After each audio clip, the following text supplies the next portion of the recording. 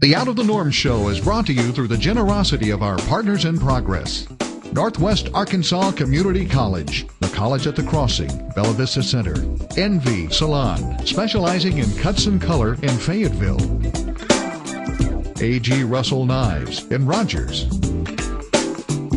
The Bank of Gravette, caretakers of the Arkansas spirit. The Tuscan Trotter American Brasserie, just off the square in downtown Bentonville. Discount Smokes and Liquors at the state line in Jane, Missouri. Smith Family Chiropractic Clinic in Bentonville. Hoffman Realty in Bella Vista.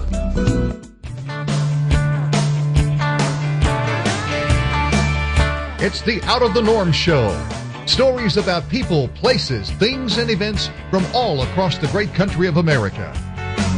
The Out of the Norm Show, where the stories are all about you.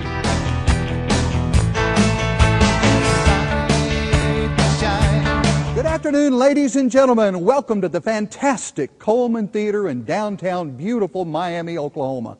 Or I should say Miami, Oklahoma, as it's pronounced here. You would think you were in Paris, New York, London, San Francisco, in some of the opulent opera houses of the 18th and 19th century, where people were entertained by the great stars of their day. Well, some of those stars have actually graced this stage that we're standing on today. We're going to take a look at the theater and visit with Miss Barbara Smith, who is the executive director of the Coleman Theatre. And we're going to go backstage, take a look at the dressing rooms and all the wonderful work that and love and passion that has gone into restoring this wonderful place.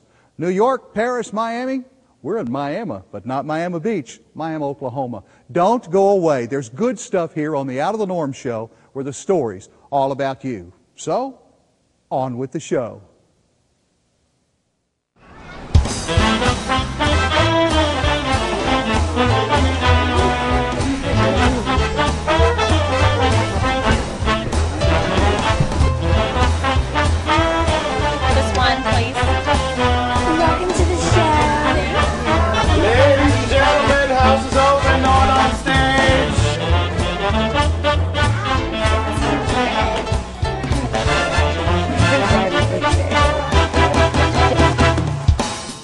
Absolutely gorgeous, so it's a real treat to be able to perform, you know, in such an environment. It's not the biggest theater we go to, but it is definitely one of the most welcoming and one of the nicest.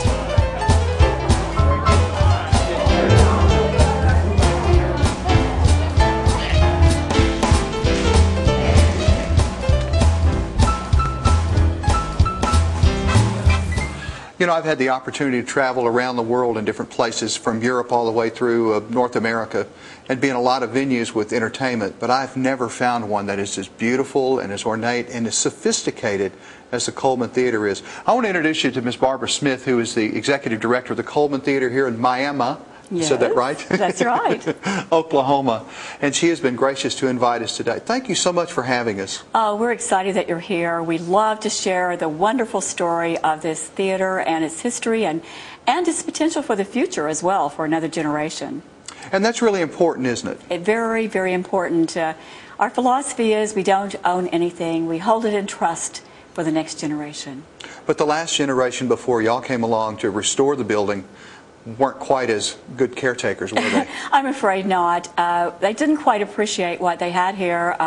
The movie company just came in commercially and took a lot of the great beauty from this facility, hoping to make a little more money, and the era was different, and sure. A couple of generations didn't realize that there was even all this beauty underneath the veneer that was put in its place. But it's all been restored by loving hands over the last 22 years, so that it looks very much like it did on opening night in 1929. 1929. Now, so this was built in, let's go back to the very beginning. All right. Why is it in Miami, Oklahoma?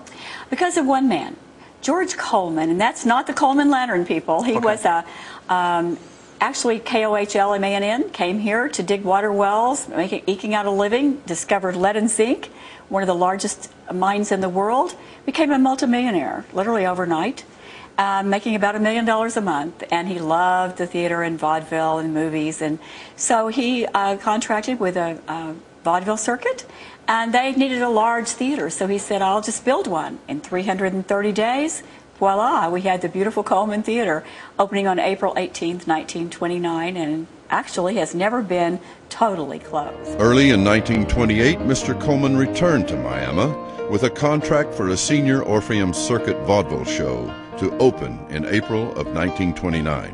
The only hitch was Miami didn't have a theater big enough or grand enough to host the best the Orpheum Circuit had to offer.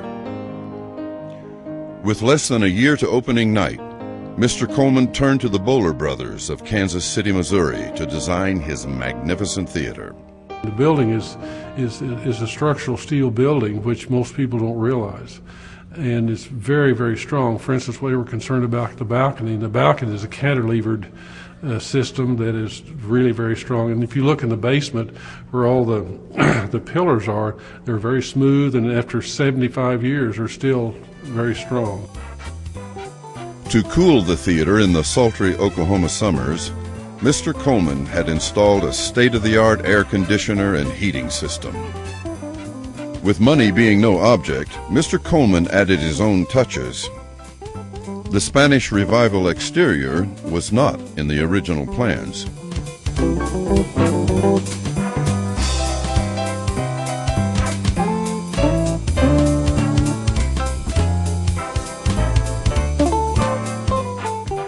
The citizens of Miami had never seen anything like the Coleman Theatre. Mr. Coleman also spared no expense on the design of the stage.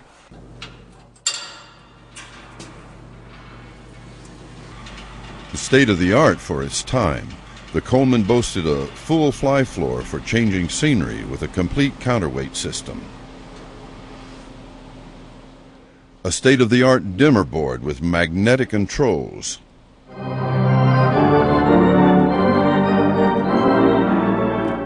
And no movie palace in the 1920s was complete without a Wurlitzer pipe organ to accompany silent movies and vaudeville shows.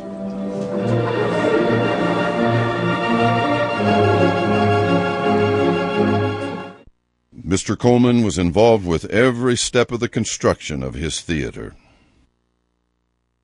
When the chairs were being installed, Mr. Coleman sat in one of the completed rows to find that the seats were too close to accommodate his 6'2" frame.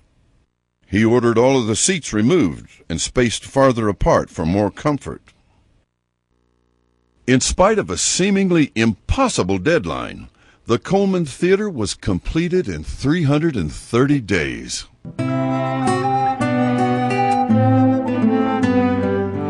Christened Coleman Theatre Beautiful, it inspired awe from the patrons who attended the opening program on April 18, 1929.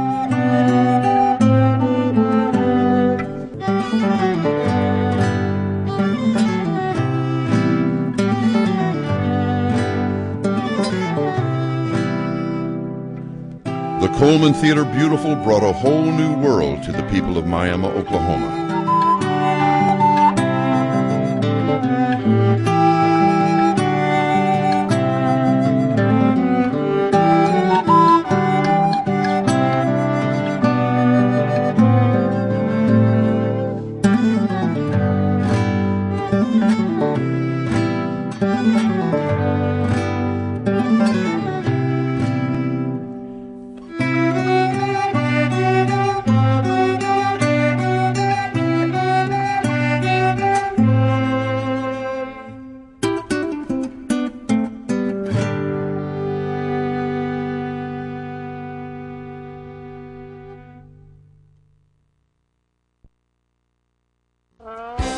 Opening night, the Coleman's first show featured a Fox Movie-Tone newsreel.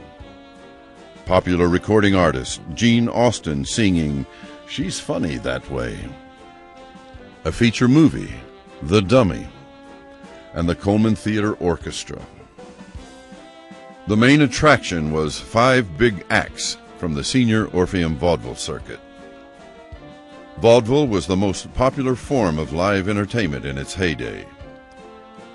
Several major circuits were established, comprised of chains of theaters throughout the United States, presenting acts from singers to animal acts to puppeteers and comedy skits. When I was a teenager, we came here as Good Friday services when we were seniors, juniors and seniors, and we came here to Good Friday services. And I had a few dates and was what they call going steady. And now I see 4th and 5th graders say I'm a teacher and used to be a teacher, and they used to say we're going steady, and I'd always go, I don't think so.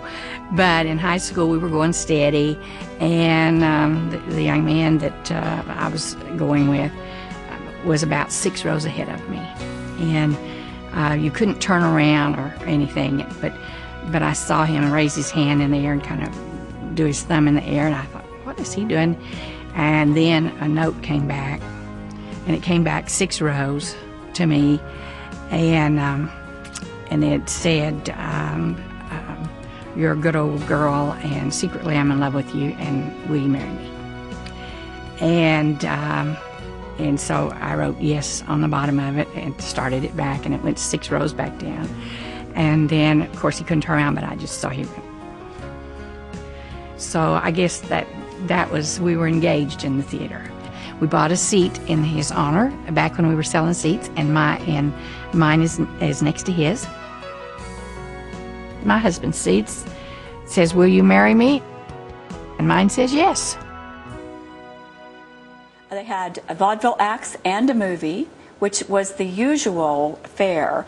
A vaudeville act followed by a movie, always preceded by a concert on the mighty Wurlitzer organ that was built especially for this theater in 1928. And we're going to see and hear that organ in just a little while. Yes, we are. All right. Well, the idea of a Wurlitzer organ, in particular the one here at the Coleman Theatre, is the idea of replacing the orchestra to make the sounds to the equivalent of the orchestra that would play for the films. So that when you go up and look at the organ, you'll see that there's a lot of switches that enable you to play violins and cellos, and you can play flutes and trumpets, tubas, oboes, clarinet, and then of course you can play all the percussion devices that are so important for sound effects. So organ like this has bird whistles and car horns and the full range of percussion devices like tambourines and woodblocks and snare drum and bass drum and cymbals, and so it's a one-man orchestra, and that's the whole concept of it. So the range is virtually identical to that of an orchestra. With the mighty Wurlitzer back home at the Coleman, the silent movie comes back to life.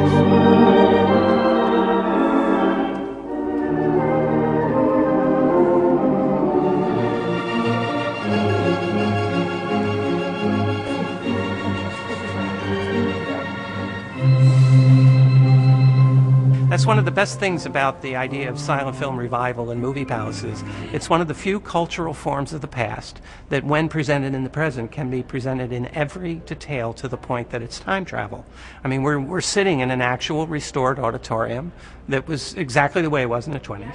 We have a print of the movie that's the same print that was shown in 1926. We have the organ that's the same sound, it makes the same sounds it made in 1926, and then I'm a historical preservationist, and so my performance of the score is intact and original.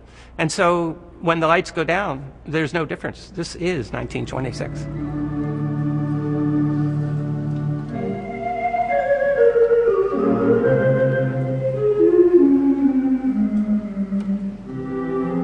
I always like to say that when they restore the theater, they also have to restore the organ to give it its voice.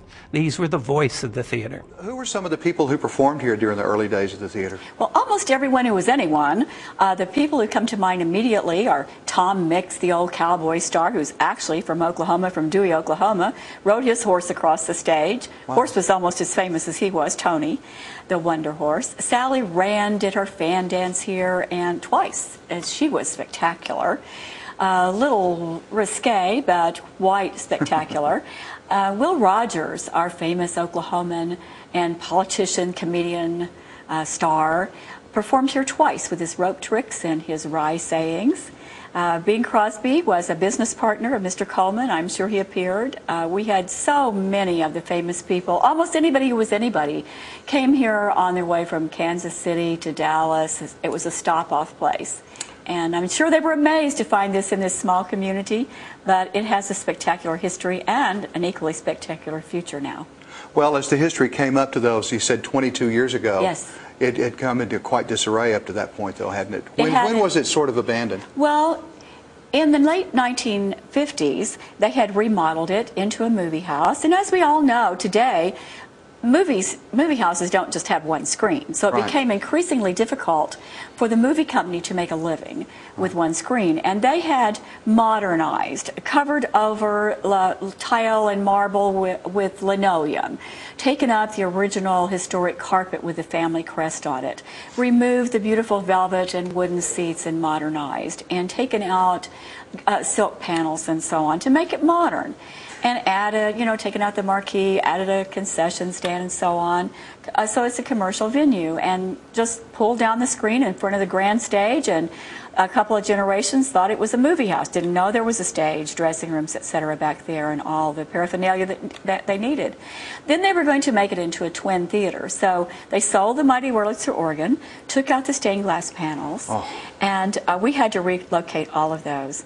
We often say, though, that the spirits of the theater wanted their theater to survive, because it's been miraculous how we found everything, how we found every stained glass panel that had been sold at auction, and they were brought back and given to us, and how we located that mighty Wurlitzer organ built for us in Burleson, Texas, and were able to raise the money and bring it back home and restore it. How those curtains survived, how we found the company that made the original seats 100 years ago, almost 82 years ago, and found the company that made the marquees, and they still had the molds, and were able to replicate this original carpet with the Coleman family crest on it and the CT for Coleman Theatre. What about the big backdrop on stage? It's so beautiful. When we restored the fly floor, the counterweight system, and put new ropes and new weights and started bringing down curtains, we found a lot of original velvet curtains, but lo and behold, we brought down this beautiful painted screen that was the original hand-painted backdrop for the grand opening night, April 18th, 1929. Wow. It hangs there today. It's unretouched. We even used it as the outdoor scene for Sound of Music in a show a couple of years ago. It's just beautiful. Until you get close to it, you can't tell it's faded a bit. Well, the sound quality in the room is amazing, too. But let me go back to a little bit and talk about, I mentioned earlier in the open that there were volunteers who helped make all this possible. And the reason there were volunteers was because of the transition from the Coleman family to here. Talk about that transition. The Coleman family was ready to abandon the theater. Not too many of them left in the area. And in 1989, they decided they would like to give this theater to the city of Miami. Of course, it was in a sad state, water running down the walls, plaster falling, paint peeling, springs sticking up in the seats, not used very much, but never really formally closed and locked. The city had fallen on hard times, losing their major industry, as many cities did. And they just weren't sure they could accept this theater. They talked about tearing it down. But the community that loves this theater, theaters are the heart and soul of the community, no matter what the theater is, very often. First date, first kiss, marriage proposal. And so we had a big meeting down here and filled the theater, and people told their nostalgic stories and persuaded the city council to accept the deed to the theater. But the city didn't have the means to restore it. So they appointed a trust, and we are a 501c3 organization, and for 22 years have managed the theater, and the agreement was that we had to raise every penny to restore it ourselves, and we had to keep it operating. But they, as good civic partners in a private-public relationship, would pay our utilities, since they own utilities company, and they would give us a small amount each year to help with just basic things, $30, $40, $50,000 now and again as they could, to help us stay open. And that has lasted 22 years now, and we have established a good working relationship, and the community has been so generous with their time as well as their money. We have grants and donations. We have done about $7 million worth of restoration. And that's not even including all of the in-kind hours that have been spent. Sure. Hundreds of hours by an electrical contractor. Just sweat equity from volunteers, 300 or 400 volunteers, painting, scraping, peeling, putting things back together, learning to gold leaf, on and on. Whatever it takes, we find people who will do it. So no professional restoration company. So these friends of the theater, though, I mean, that's not necessarily corporate sponsors. These are individuals who just had a love for the building, right? Exactly. Many of them retired teachers and others who really don't have funds to give us. But they're up here, they're answering the phone every day, even today. They're the same ones who used to clean the bathrooms. We do have a service now that does that at last. But they still do all the painting and most of the cleaning and ushering and concession sales and so on.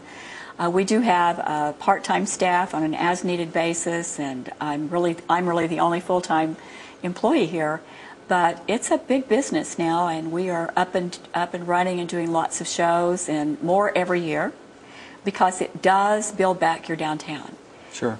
It is an economic engine, but it's also quality of life. And we say we're building a community, not just rebuilding a theater. We're building a community here. Sure. It's a pillar. I mean, the culture an art culture of a community is where its legs are. Exactly. And where its heart is. And this complex also contains shops, and we've moved the visitor center to the corner.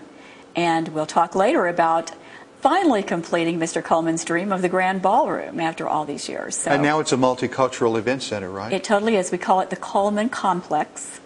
It has a Coleman Conference Center ballroom, as well as art shops, which we have here in our facility.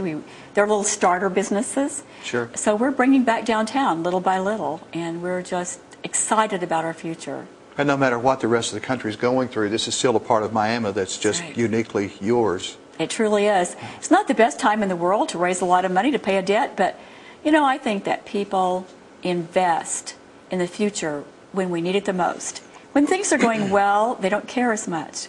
When we have challenges, we rise to the occasion to meet that challenge. And so we never say never, we just say, you know, we don't want to know why we can't, we want to know how we can, and that's our philosophy, and that's how we've done it all. When we were walking around backstage, you showed me the dressing room. I thought that was beautiful, the star dressing room. Oh, Tell me a yes. little bit about that room. That's the only one on the stage level. And Mr. Coleman put fire doors on all the dressing rooms and all over the place because he had a theater called the Glory Be that burned down. But the stars of yesteryear always had that as their dressing room, and it's quite elegant. It is. And then we have 6 other dressing rooms on various levels all the way to the 3rd floor that we have restored. They're kind of modernized, but he even had little toilets in between, which for its day was quite something. And the chorus they took the 3rd floor. Oh yes, and the green room underneath and so on. So what kind of programs now, as we talk about the future, we mentioned the convention center or the ballroom center and art stores, but what kind of programs are you bringing here that's creating your audiences? Well, our philosophy is something for everybody, all tastes and ages, no matter what. We do everything from light opera and ballet, shows from New York, national traveling shows, to bluegrass and country western, and then we have our students perform from kindergarten through high school on this stage, because you have to involve that next generation. Sure. And our local community theater does 4 great shows a year. So we stay just very, very busy in the theater itself. And we have weddings and receptions and such here too. Even in the theater part? Yes, we do. People married on the stage? Many times we'll have a beautiful wedding on the stage of the historic Coleman, followed by a reception in our gorgeous new ballroom. Wow, what a great event to have. Right, I mean, and they're calling for tickets right now, if you can hear that phone in the background. I think that's terrific. We love to hear the sound of that phone calling for reservations. It sounds like money. Yes, it does, and we need that. We do. Well, it's a wonderful place, and as I said on the stage, I was not exaggerating. Not just the opulence of the place, but the simple sophistication of the theater. You feel comfortable here, casual, but I can see tuxedos and gowns as well. And you know, we always say when people come to the theater, they enter as individuals, but they have a common experience with whatever we're showing that night, and they leave as a united group. It's kind of interesting when they leave. I always greet them as they come in, and then I hear their comments and thank them for coming at the end, and there's kind of a transition. It's just marvelous. And your audiences are coming from a large area too. It's not just in the Miami area, is it? It's basically the four-state area. Our Miami audiences, except when their children are here, are very small. In fact, they come in, they'll say, I don't know anyone here. About 15-20% is from Miami. About 75-80% is from the four-state area. So all the way from Kansas City to Tulsa, we have a big draw from Tulsa. We'll have the same show in Tulsa as here. Of course, ours is a lot cheaper because we get grants and try to deliver great entertainment. But they want to be in the ambiance of these places that no longer exist in so many places. Right. Like I grew up in Tulsa, they tore all those down. So this is like the era I grew up in, coming to these theaters in the 50s and 60s and dating. So I love this job, and I love this theater. Our community does. But we have a lot of people all the way from Wichita, Kansas, Kansas City, a lot from Joplin, the Lake area. Northwest Arkansas is a growing audience for us, Bella Vista and on down. And I know that we've had some very prestigious tourists. Jim Walton came through, was amazed. He wants to bring a show here, so I'm going to hold him to that. I'm going to call him up. But we've had some really pretty good stars here doing fundraisers for us, like Roy Clark did a fundraiser to start our SEAT project, and we're looking for more of that, and as we continue. So, and Europeans coming down our main street is Route 66. Right. So tourism is a big part of what we do. We give tours every day, Tuesday through Friday from 10 to 4. There is no charge. It's strictly donation. And Saturday from 10 to 2. People from all over the world have toured our theater. They get to hear the Mighty Wurlitzer organ. It is on a computer that will replay past concerts. And they see every nook and cranny of the theater. So we welcome people to come. And clubs and organizations, if they have as many as 12 or more, can have lunch on our historic stage and a tour. So we do all kinds of special things during the week to share our message. And you're open year-round? Yes, we are. All right, every day, except the major holidays, of right, course. Yeah. And someone will be here. Well, I really appreciate you telling us this story and to share your building with us. And I don't know, I feel a sense, even though we're not from Oklahoma, but it still feels like it belongs to us because it's an American theater. That's true. It's a treasure for the whole area. It is. Well, thank you so much for sharing with us. And thank you for coming. You know, Adlai Stevenson had a statement that he made one time about a country, but I think I'll use it as a town. A town is not made up of streets, bricks, buildings, and windows. A town is made up of principles. And the patriotism of the town are people who defend those principles and their treasures. And this is one of those great treasures that has been preserved, not just for the folks here in Miami, Oklahoma, but it's part of American history and America's heritage as we go forth. We don't need computers and big screens and crazy wild effects. We just need people with a song in their heart, a step in their dance, and a willingness to give. I hope you've enjoyed your visit to the Coleman Theatre here in Miami, Oklahoma today, and I certainly have. And look forward to bringing you more stories about people, places, things, and events from somewhere in America. Because after all, the Out of the Norm show is all about you. We'll see you soon. It's very, very beautiful today. The silk panels on the walls are those original silk panels. They're not in the greatest of shape, but they're still quite beautiful. The curtains on the stage are mostly original curtains. They're very beautiful, and they're a source of pride for us, although they're a little tattered. The stained glass panels underneath the balcony, which had been sold by the movie company, were all brought back and given to the theater, so those are original as well. Just in the last couple of years, we've been able to paint the ceiling for the first time since 1929 and to restore the gold leaf on the arches and underneath the balcony. We do have many, many tourists that come through here in the course of the year. Highway 66, of which the Coleman Theatre is a part, has become one of the world's foremost tourist destinations. And the theater located pretty much in the center of the distance between Chicago and Los Angeles, has become sort of the jeweled pendant in the necklace of Highway 66, as we like to say.